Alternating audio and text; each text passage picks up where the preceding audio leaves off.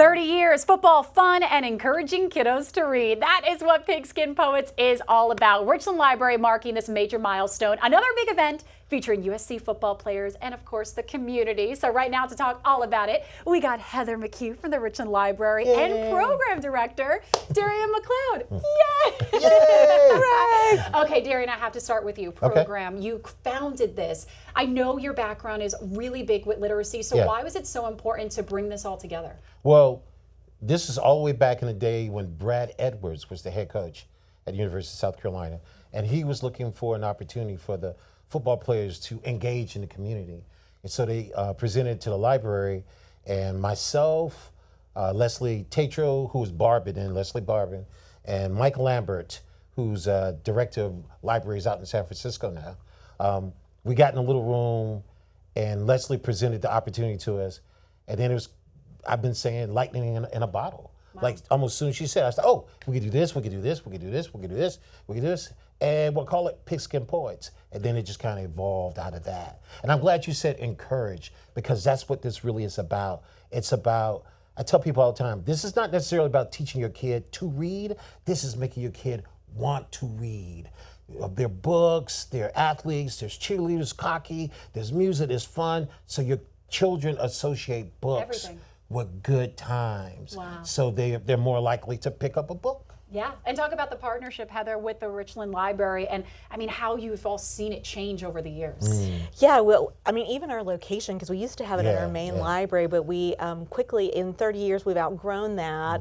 And we've worked with Drew Wellness, and they're wonderful, but this year we're so excited to be at the Spurrier practice field. I know, we're going to be on a real football field. It's going to be so amazing. 30 years, baby. So, and we're just really lucky. The Gamecocks, the athletic department, is seeing this as a really valuable partnership with us, and so 30 years later, here we are again. And before we get to the details, how cool is this? You guys were telling me that there are some athletes who were there when they were kids? Yes. Yeah. If you're from Columbia, if kids, ball players who were from Columbia, there's a good chance they probably came to this when they were in elementary school, junior high school, or even high school maybe. So over the past few years especially, well not past, once we cross a certain threshold, like every year or other year, you have 1, 2, 3 players. They're like, I came to this when I was in 6th grade. I came to this when I was in 3rd grade, or whatever.